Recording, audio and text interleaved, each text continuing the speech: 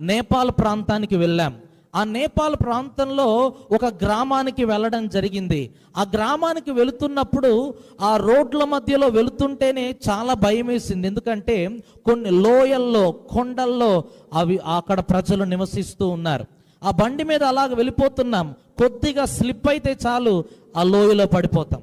అంటే మన ప్రాణము తిరిగి మనము క్షేమంగా ఇంటికి వస్తామా లేదా అన్న గ్యారంటీ కూడా ఆ ప్రాంతాల్లో లేదు. ఆ ప్రాంతాల్లో కూడా సేవ చేస్తున్న దైవజనులు ఉన్నారు. ఇలా వెనక్కి తిరిగి చూస్తే పెద్ద లోయ ఉంటుంది. కొద్దిగా స్లిప్ అయితే చాలు మన బాడీ కూడా దొరకదు. అటువంటి ప్రాంతాలు అవి. చిన్న చిన్న పిల్లలు కొండలెక్కి ఆసక్తితో వస్తున్నారు. కొన్ని వందల రూపాయలైనా దేవుని మందిరానికి రావాలి అనే ఆసక్తి వారిలో చూసినప్పుడు నా హృదయం ఎంతగానో సంతోషించింది.